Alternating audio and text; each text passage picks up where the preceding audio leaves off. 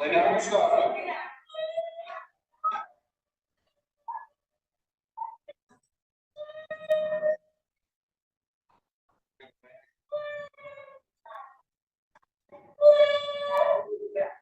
I'm going to stop the play there. We're at 23, 36, and 34 seconds on the timestamp of People's Exhibit 1, the Sergeant D's video. That was one of the videos that you obtained? Yes, it was. Okay. And reviewed? Yes. And what did you do after reviewing that video? Oh, I didn't mean to start playing again. I'm sorry. Commander let me start that over. That was a terrible question. Commander Shipakasi talked about things sticking out to him. What sticks out to you in that video? Objection, Your Honor. Irrelevant at this point in time. He did the investigation. His opinion of what the investigation shows is irrelevant. Oh, overruled. Oh, What sticks out to you? Well, a number of things. And you talked about, as qualified by saying, one of the things I did in my career was a chief use of force instructor, as well as a ASM instructor. And so when I looked at the actions and the interactions involved in this, Court does call the case of the people versus Christopher Day. Good afternoon, Your Honor. Michael Doby for the people. Good afternoon, Your Honor. Douglas Gucci on behalf of Mr. Day is present to my right. Your name? Christopher D. Hey, all right. All right. Date and time set for a preliminary examination. Are the parties ready to proceed? We are, Your Honor. All right. And I would just say that we had an in-chambers conference. There were some legal issues raised, and so the court may not finally rule on those today, but we'll take the testimony in the case. My understanding is that there's particularly an issue regarding the sheriff's department policies. I will take that testimony, and then this court can figure out if I ultimately determine that I cannot use it, then I won't.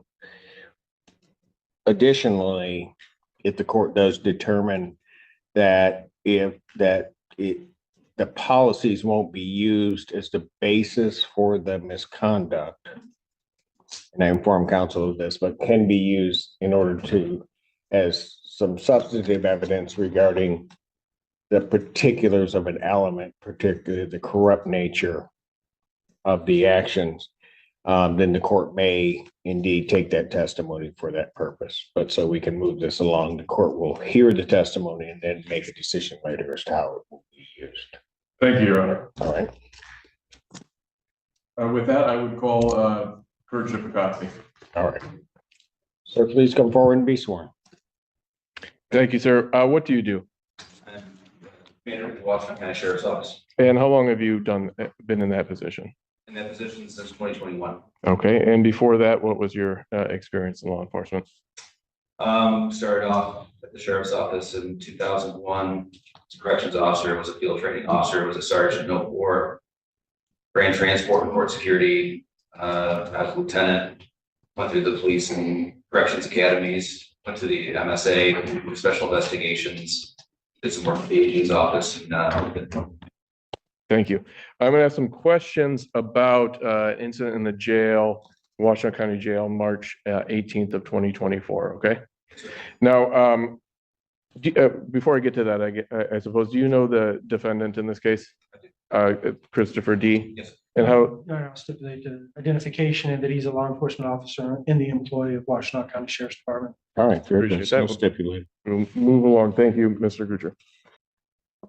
When did you become aware of the incident in question here? There was an email notification that was made at the time.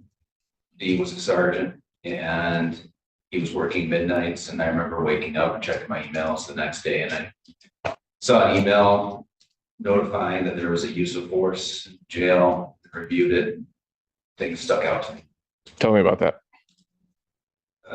What immediately stuck out was that the email indicated that Sergeant D sprayed a subject in the back seat of a police vehicle, an empty police vehicle, while she was in restraints. Okay. That stuck out to you. What did you do? notified one of the lieutenants. To evaluate the situation when I came to work. Okay. And so why did that stick out to you?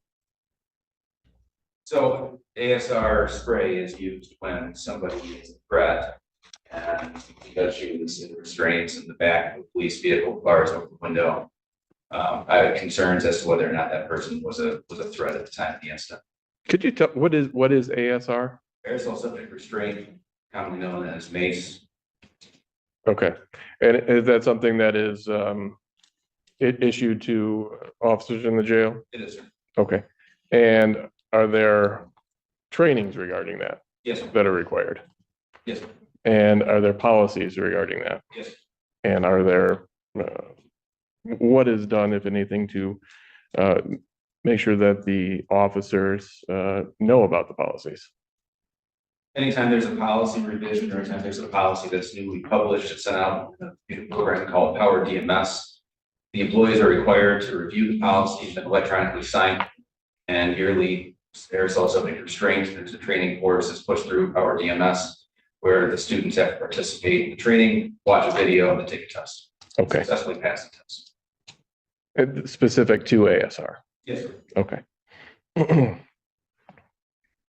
Approach with people's proposed 4, 5, 6, and 7, which I've shown to Mr. Gucher.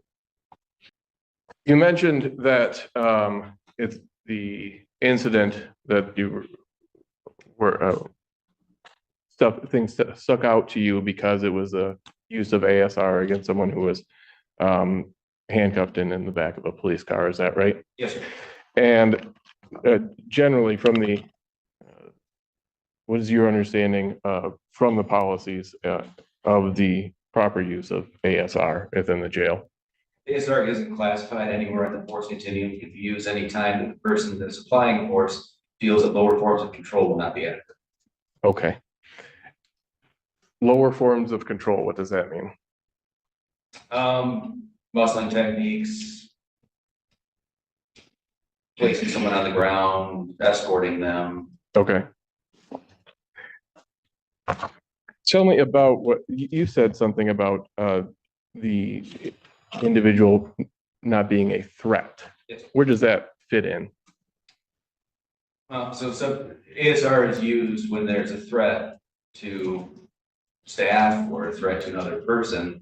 And as the victim in the case was in restraints in the back of a police vehicle with bars on the window, it was difficult for me to see whether or not there was a threat to anybody else. Okay. You talked about levels of clients using lower force to gain compliance. What does this mean, compliance? To bring about a peaceful end to the situation, to bring about the lawful conclusion to an event. Okay. When someone is, no, let's strike that. I'm not going to propose any hypotheticals there. Did you see, Commander, any justification for the use of ASR in that situation? Objection relevance. Whether or not this officer sees that it's relevant is not the legal standard. Actually, under Graham v. Cards. As to the form of the question, I'll sustain the objection. I'll allow you to rephrase the question, but I think as it's phrased, I think it's. Thank you. In a situation like this, Commander Shipakasi, where someone is handcuffed in the back of a vehicle, is that based on both your understanding of the policies and your own training and experience, a situation where ASR would be necessary? Based on my training and experience, what I saw, no. Okay. And why is that? Because the person was not a threat at the time that ASR was used. Okay. Talked about compliance. What was being asked of the arrestee at that point to comply with? Answering questions as to whether or not she was suicidal. Okay. What the 3 core questions that was referred to? What are the 3 core questions? Use medical needs, you take medication, or any thoughts of hurting yourself. Okay. And what is the purpose of asking those questions? Just gauging whether or not they're gonna be suitable into the jail to have the full medical evaluation done. Okay, and if, Sorry, also gauge whether or not we can place that person on any kind of observation to. and if someone does not answer those questions, what is done? It's not unusual. We bring them into the facility, search them, possibly place them on precautions depending on the situation. Okay. Cross-examinations. Commander, briefly, were you going to get the individual out of the car? I'm sorry, sir. Were you going to get this individual question out of the car? No, sir, I wasn't there. Okay, so you weren't there, but you determined that there was no threat to the officers that were, correct? Based on the circumstances. Okay, were her feet restrained? No, What direction were her feet facing while the sergeant was talking to her? I'm not sure. Okay, well, if the feet were facing the officer, could that be a threat? Not, no, because she was in the back of Okay, the vehicle. is that where she was going to be housed? No, Okay, so what do the officers have to do to house her? move her from the vehicle. Okay, so if they open the door and the feet are facing the officer and they're unrestrained, is that a threat? No, that's typically how we get people out of the vehicle. So you're telling me that it's not a problem for officers to be kicked? No, I said that's how we usually get people out of the vehicle. Right, but that wasn't my question. Is that a threat to have the feet unrestrained at an officer? Depends on the circumstance. Okay, so did you see the demeanor of the individual that was coming into the jail? I did. She was kicking the back of the windows of the car. When she was on the way there, yes. She was screaming, yelling, insultive, combative. Yes, sir. Okay. The officers have to make the determination to get her out of that car, right? How they're going to do it? Yes, sir.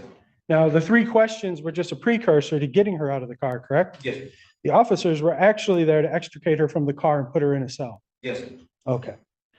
Sergeant D or Day and one other person, what was the other sergeant that was present? Do you recall? We was Sergeant Mary. They're the ones that are in charge of getting this individual out of the car, correct? Yes, sir. The other sergeant was a female officer, is that correct? No, sir. No? Were there female officers present? Yes, sir. And that was in part because not only do they work in the jail and handle all other prisoners, as a policy and procedure, you guys have female officers when available, deal with female. When Is available. that correct?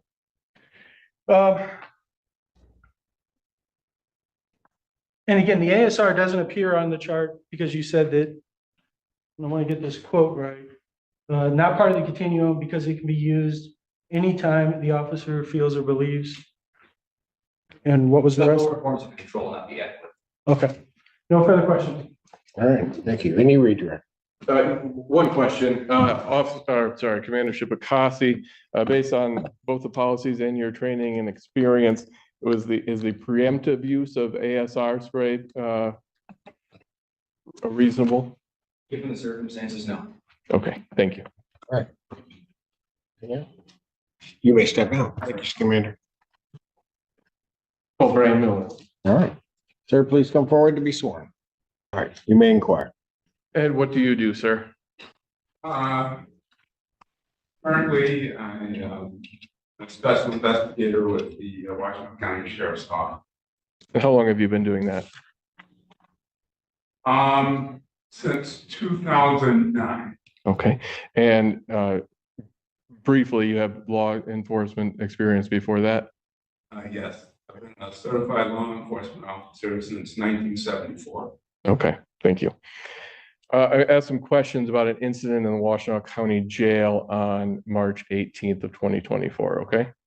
How did you become involved in that? I received a phone call from Commander Shipakasi stating that there was the incident that took place on March 18th in the Sallyport Correctional Facility at approximately 20 feet, 30 hours, involving WCSO personnel and an arrestee from the Ypsilanti Police Department. Okay, and was that arrestee Rachel Dameron Hissong? Correct. Okay. So you got this notification from the commander. What did you do? I was instructed that they had some concerns, they being the administration, of whether or not the use of force was appropriate in this particular case. Okay, And I was instructed to conduct a non-administrative investigation. criminal investigation. Correct. Okay. And did you do that? Yes, I did. Okay. And you could walk us through a little bit about the steps that you took in this investigation.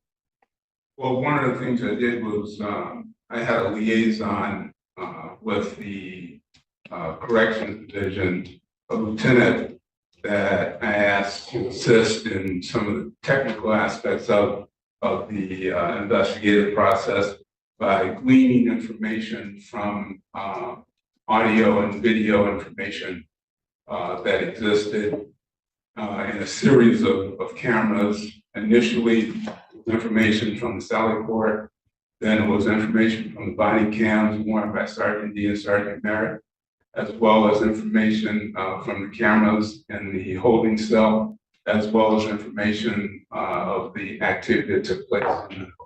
Okay. That was the first step. Your Honor, I'll stipulate to the admission of I believe we discussed body cam of Sergeant Day Yep. and the in-car camera from the point in time it reaches the Sally Port at Washtenaw County Jail to the end of this incident, correct? Yes. Yes, stipulate. All right. Thank you. That will be People's Exhibits 1 and 2. Mr. Miller, you obtained a number of videos, That's correct. and People's Exhibit number 1, which has been admitted by stipulation, is going to be the body cam of the defendant. And if you will give me a moment to connect.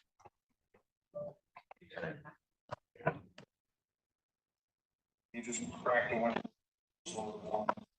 Hey, Rachel. Hey, my name's Sergeant D. I'm the supervisor that's on shift right now, along with Sergeant Merritt, okay? Hey, so I want to get you in, but I want to work with you. I don't want to, I do. I want to work with you.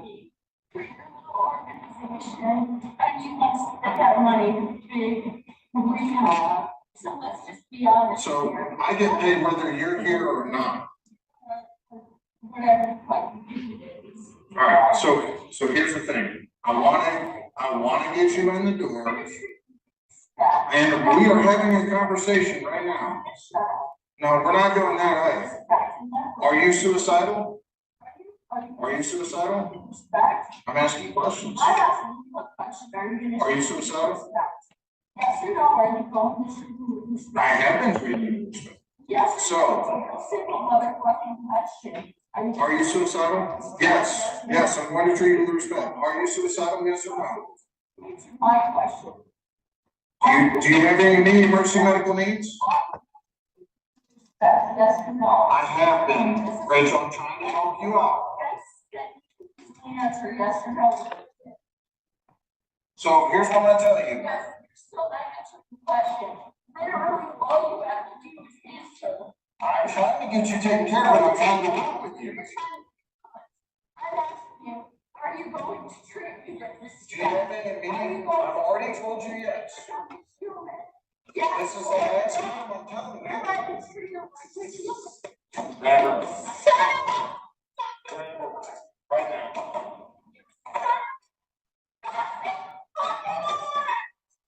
Yes. I'll say it.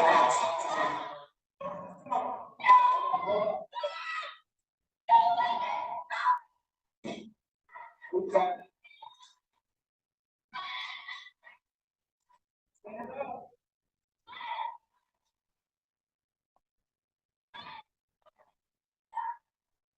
Stand up.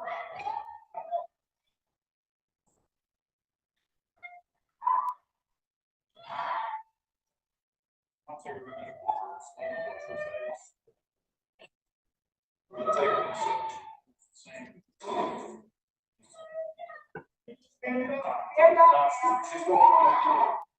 Hey, what's it?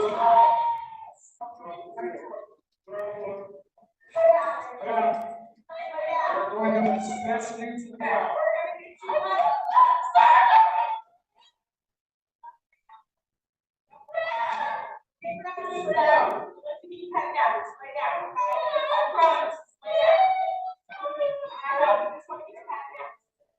Go down to your knees. Lay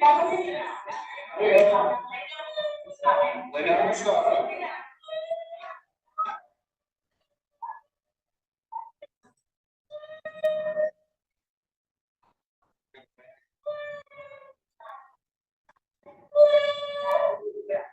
I'm gonna stop the play there. We're at 23, 36, and 34 seconds on the timestamp of People's Exhibit 1, the Sergeant D's video.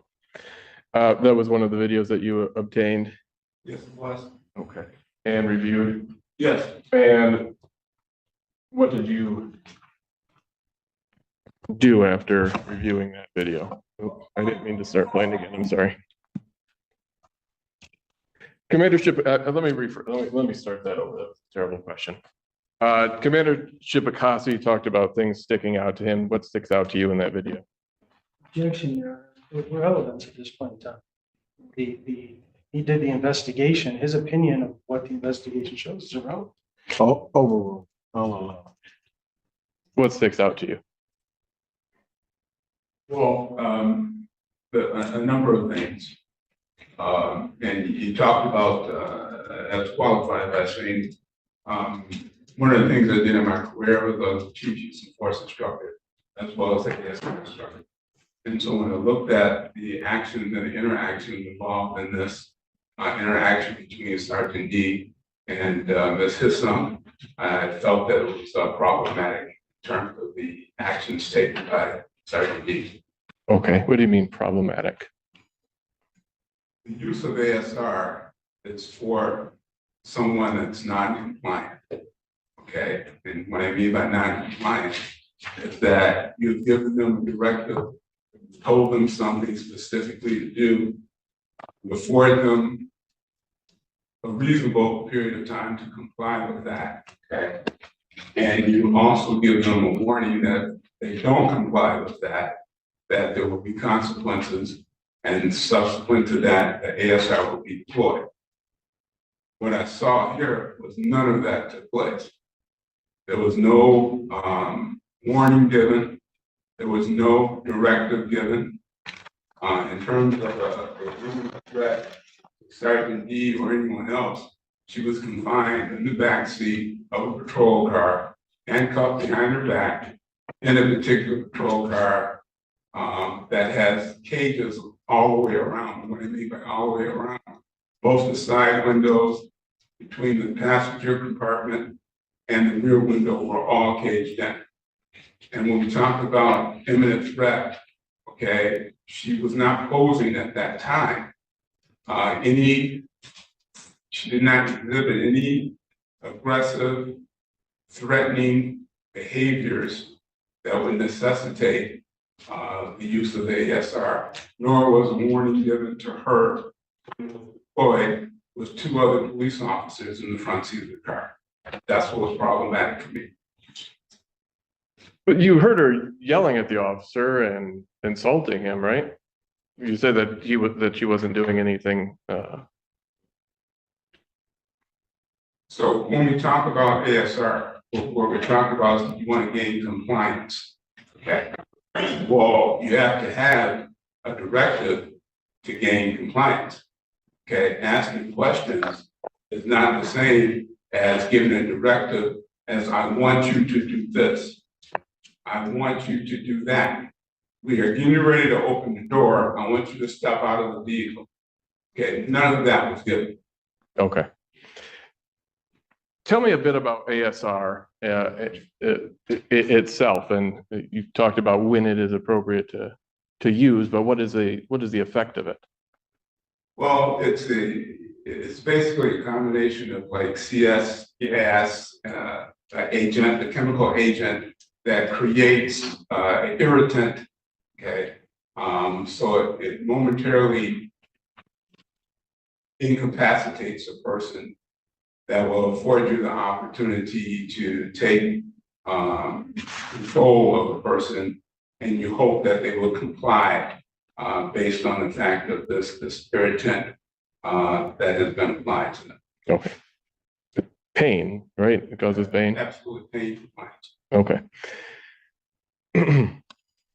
What are the other considerations around ASR and the use of ASR that you were a trainer in. What are the other Well, it's considerations?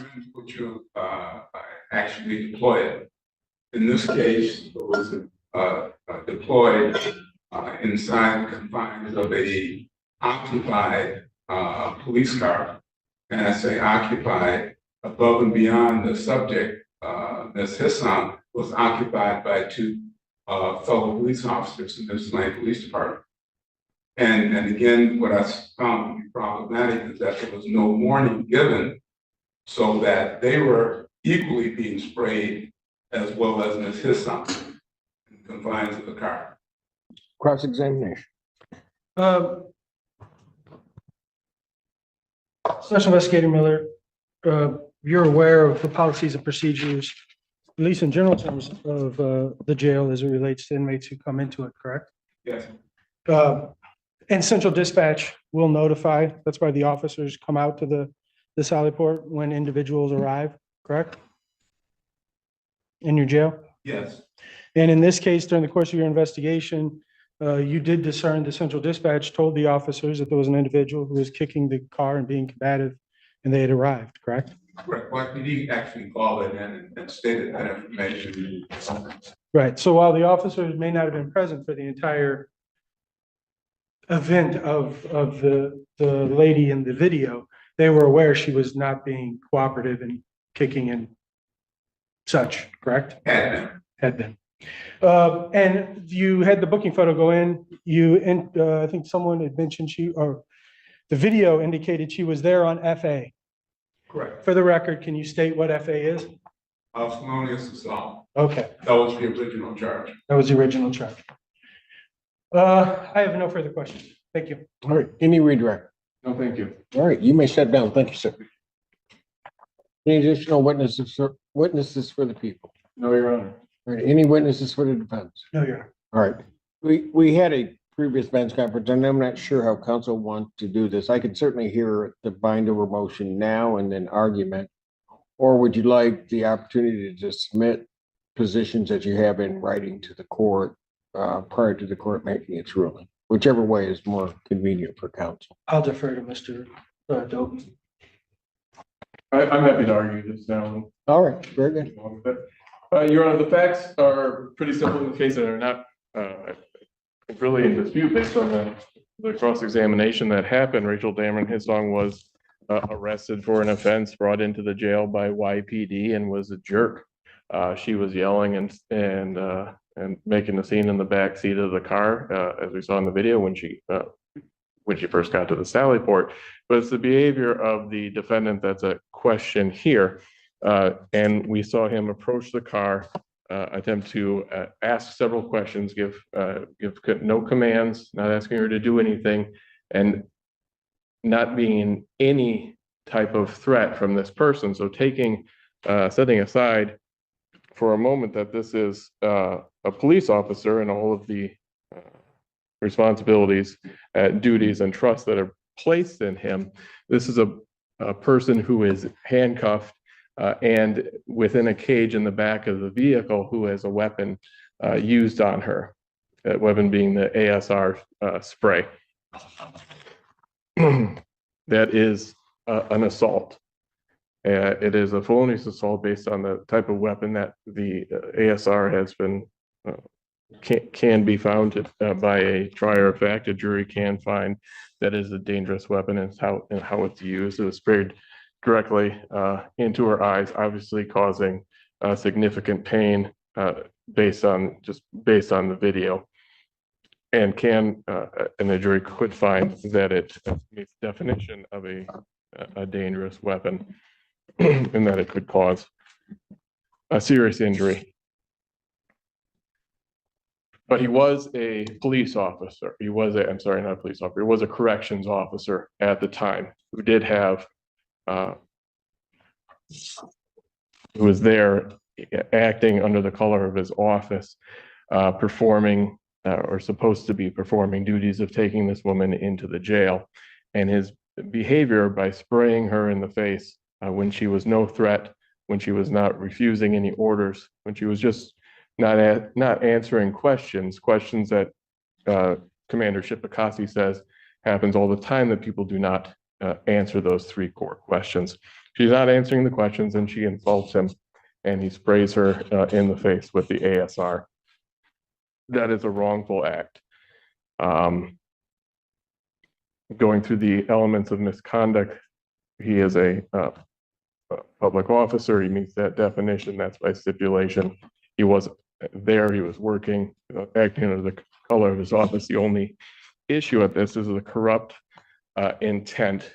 And for that, we've had some testimony and admitted some exhibits, obviously subject to the court's later ruling on them regarding those duties and responsibilities that are placed on officers, and the trust that is placed on them for the people that are put into their in their custody. By flagrantly violating all of those, spraying someone who was handcuffed and in the back of a police car, goes to show that his corrupt intent. He knew that what he was doing was wrong. He knew that he was trained in it. He had to be certified in this every year, and it goes against that trust that we put in people in his position for the basic humane treatment of people that are put into our jail. All of the elements of each crime have been proven to the standard necessary for bind over, and I ask that you do so. All right, just one question. Yes, Your Honor. Had this say the door had been open, either side, doesn't matter, and the arrestee is now out of the vehicle, and let's say is thrashing around, we wouldn't be here, I guess. I'm not sure And then the deployment of the ASR. I'm not sure that's I mean, in your hypothetical, she is still handcuffed. She is still a restrained person and within the jail. Kicking and thrashing around, I think that that there might be an argument that the use of ASR or other force is necessary, but in this circumstance, there's 7 officers around that car. Someone kicking and thrashing around happens often, and they are not sprayed while they are restrained. Got it. Okay. Yeah, the standard preliminary exam is simply they have to produce evidence to the level of probable cause, or evidence that probable cause to each element could be inferred from the evidence presented. In this case, you have 2 unique charges that, by the circumstances, present themselves here. First of all, my client, by stipulation and by fact, at that time was a law enforcement officer working as a law enforcement officer, which means by law, there's certain things present for consideration for this court that's not present in the normal course of an assault and battery case. Graham v. Connor is the standard by law. An officer is given greater latitude to use force in the course and conduct of his employment. In fact, that court says the law recognizes law enforcement officers are required to make split-second decisions of life and death, which cannot be judged through the 20/20 vision of hindsight from the vantage point of judges on the bench, or for that matter, other officers who would have done things differently as they're sitting in an office reviewing the actions of an officer the next day. Even the policies and procedures of the Washtenaw County Sheriff's Department, which prosecution entered into evidence in this case, indicates that the officer makes the determination. What Mr. Miller left out and was already admitted into evidence in the general rules is that the AR spray, while it says employees shall provide a warning prior to deploying a chemical agent, if doing so does not increase the risk to the employee or another person, which again leaves discretion to the officer involved. Commander Shipakasi testified that the use of force in an AR spray does not fall on the continuum of force. It's left to the discretion of the officer to use based upon the facts and circumstances as they see them. So take all that into consideration. How does that apply to the first charge of assault with a dangerous weapon? First of all, there was no assault because his use of the tools that were given to him for compliance were lawful. That's what he's supposed to do. That is the purpose of the AR spray. No officers in that video were injured. The individual did not sustain any serious physical injury and was not subject to death. The individual was removed from the car and taken to a cell. If you look at the facts surrounding it, they're trying to create that there was some type of retaliation by Sergeant D. There was no retaliation. He was very patient with this individual. The decision not to issue a warning appears, based upon the video, to be more in line with extracting her from the car in a safe manner for both him and his officers, which was successful. There was no abuse of this prisoner. The prisoner's legs were not restrained. The prisoner's mouth was not restrained. Every day, this court and law enforcement deals with situations where officers are injured by individuals, as you just gave in your scenario, getting out of the car and starting to act in a manner in which officers could be subject to injury. In this case, he short-circuited. The individual was not there for a white-collar crime. She was there for a felonious assault. The officers were made aware she was being non-compliant, combative, and kicking in the car prior to them ever going out there. Her actions in refusing to answer created a situation where Officer D, under the law, made a reasonable determination to extract her in the safest manner possible, and it was successful. In order for him to be bound over for assault with a dangerous weapon, they would have to prove by at least a preponderant or a probable cause level that a dangerous weapon was used in this case. By court, the standard jury instruction, a dangerous weapon is any object that is used in a way that's likely to cause serious physical injury or death. There's no probable cause presented in this case to show that the use of that pepper spray and this mace in this case would have caused serious physical injury or death. The facts and circumstances that are predicate to find that it was a dangerous weapon, there's no probable cause. That can't be bound over as presented to this court. The court rule, the standard jury instruction continues to say some objects such as guns and bombs are dangerous because they are specifically designed to be dangerous. Other objects are designed for peaceful purposes, but may be used as dangerous weapons. The way an object is used or intended to be used is an assault determines whether or not it's a dangerous weapon. In this case, because this is not a standard delineated by statute dangerous weapon, the court first has to find probable cause based upon the facts of this case that this pepper spray was in fact at least a level of probable cause a dangerous weapon, which I don't believe is present. Now go to the misconduct in office. Again, based upon the facts, they can disagree with how Sergeant D did his job that day, but that's just second guessing. You know, there's no depravity shown here. There's no corrupt intent. There's no perversion. You know, the court rule, proposed court rule that was provided by the prosecution in this case, the word corrupt is defined as depraved, perverse, tainted. I mean, that's not there. Corrupt intent includes intentional, purposeful misbehavior related to requirements or duties. What's interesting is even with the policies and procedures and testimony, nothing was intentionally against the policies and procedures. Policies and procedures do not require a warning if the officer deems that it could put someone at more risk than they're in. And there's no prohibition on using the ASR spray. So they didn't even prove that there was anything for their purpose of showing corrupt that he didn't follow policies and procedures. They didn't even show that. And then if you take the facts of the case as presented, he used one burst of pepper spray that's issued to the officers to gain compliance and to ensure safety of the officers and the individuals. He did that to get her out of the car. What was he gaining compliance to? To get her out of the car. That was it. He wanted to get her out of the car in a manner in which she didn't fight with the officers and the officers weren't hurt. And it was successful. As I look at it, how would I know she wasn't going to comply with that? You wouldn't, but if the officers take her out and they're injured, then you're second guessing saying, why didn't you use the pepper spray to get her out? Because that's why you have it to distract her. No. But I would Judge, be I second haven't- guessing. Would I? Yes, because that's why we're second guessing now. No, I don't think we're second guessing. I mean, the issue becomes that he didn't ask her to get out of the vehicle. He doesn't have to. All right. He doesn't say, we're going to take you out of the vehicle. But He keeps Judge, saying he doesn't have to. right, Counsel, just because you say it doesn't make it true. What he does, what you're arguing to the court is that the officer, upon some assessment, can take some preemptive strike because he believes that something is going to happen that hasn't yet happened.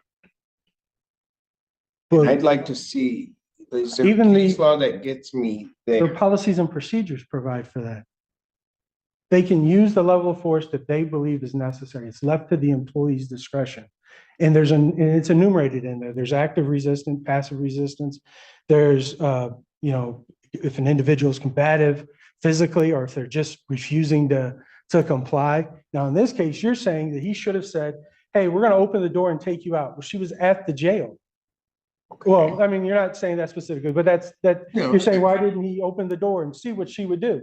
And if she opens the door and he kicks him in the knee and blows it out, we're saying, well, you don't know that would happen.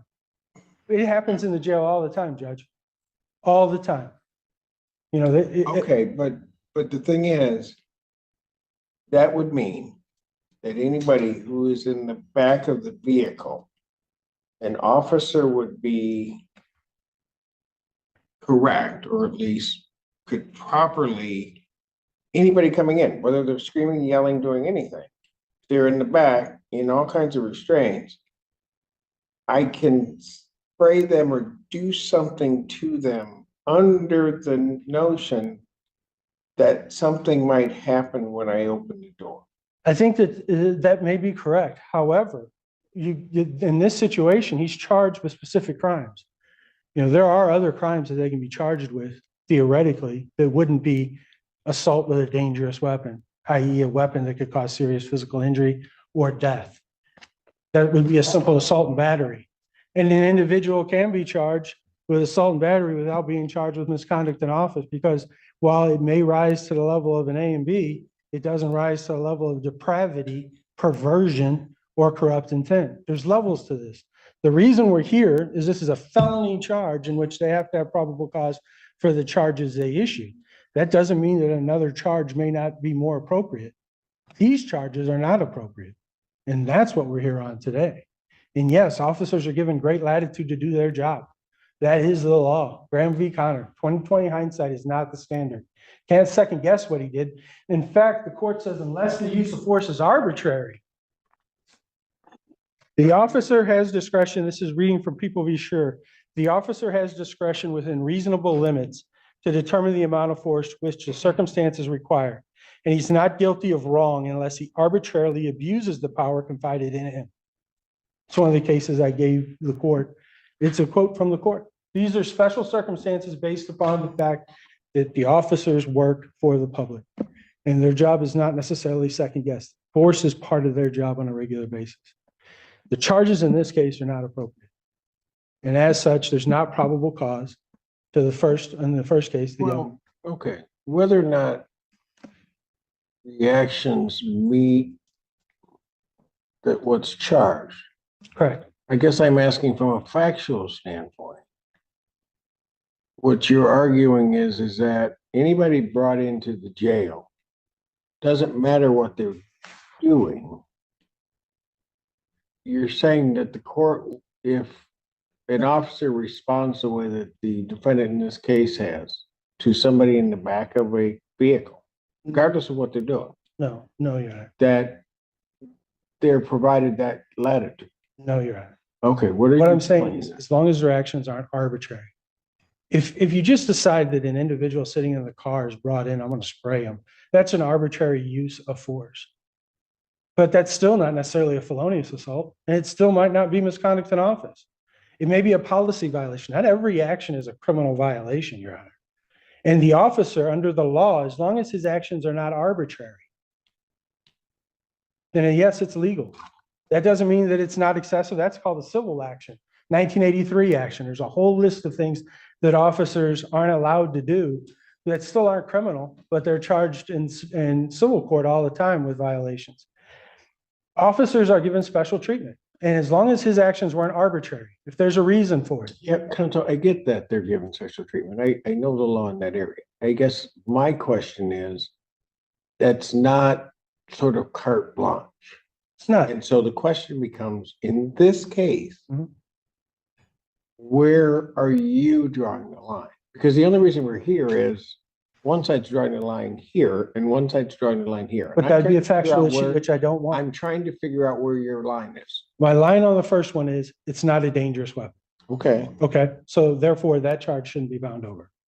On the second one, it's not corrupt intent. There was no perversion. There was no depravity. If you're using the policies to say that there was corrupt intent or depravity, the policies say it's up to the officer's discretion that they can use the ASR.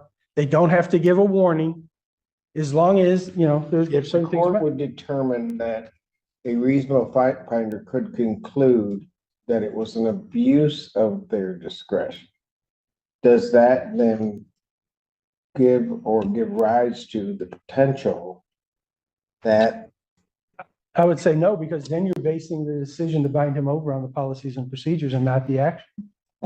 See, this is the dilemma that we talked about. Yeah. You're not, that's not true. What you're saying is Mhm. that the discretion of, it's really the discretion of the officer. That's what the policy is. Mhm. I'm saying if one were to determine that it's an abuse of discretion, that equates to that depravity that we're talking about, or some corruption because it's an abuse of discretion. No, that would Wouldn't mean, that be for the fact finder to determine? I think you're mixing, in my opinion, Your Honor, I think you're mixing two different concepts together to get. No, I think you are in trying to run me in a circle, because what I'm saying is if I take the policy Correct. and I take that policy and I say, yes, they have discretion, Correct.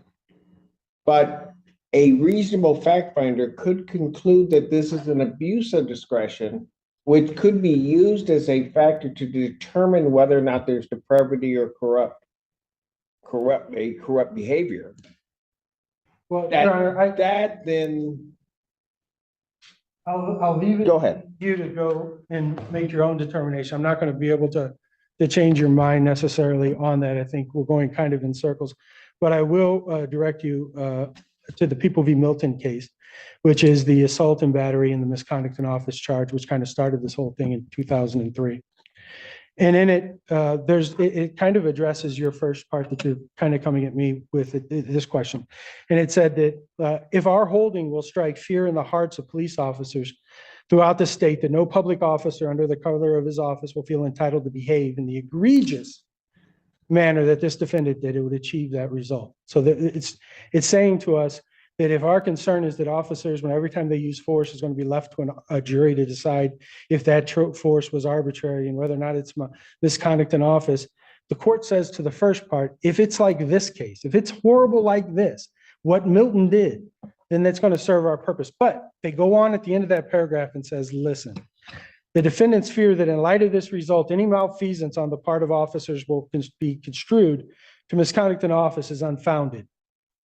Only malfeasance committed during the existence of a duty under the office or under the color of the office and results from corrupt behavior constitutes misconduct in office. And I think in this case, if you look at that, there was no corrupt behavior on the part of Sergeant. That was one of the cases that you presented to the court. Okay. This isn't corrupt behavior. Milton, he beat the inmate. He hit him repeatedly, knocked him down, slapped him, hit him. This was an individual where the court, the witnesses, the prosecutor, they may all disagree and say you should have done it differently. But there's different levels to this. This is a criminal court with specific elements. There's administrative proceedings, civil proceedings, and other proceedings which you can address perceived wrongdoings. This is a criminal in which an individual's liberty is at stake. And they have to have probable cause to each element. I'm not asking the court to condone his conduct. You may disagree with what he did, but I'm asking you to find and hold them to the probable cause level of each element in this offense. Thank you, Your Honor. All right, thank you. Mr. Dobie, anything? Yes, briefly, Your Honor. First, I would ask that the court not place any reliance on the Graham case that was cited in the standard set there, because that is not applicable to criminal law in the state of Michigan. It is applicable in civil cases, but not in criminal cases. I use that jury instruction repeatedly. It is adopted by the state of Michigan. It is the use of force. And I have standard jury instructions that your office, I agree, in which quotes that standard. And as we go on, without belaboring the policies too much, I will just go on to the next paragraph of the policy that's cited. ASR can be used to subdue an unarmed attacker or to overcome resistance that is otherwise likely to result in injury or either the subject or the employee. ASR devices shall not be brandished as a form of intimidation. That is the policy on ASR. That is what he's trained. That is what he is supposed to be doing here. And that is absolutely not what happened in this case. It was malfeasance. It was, the intent was corrupt.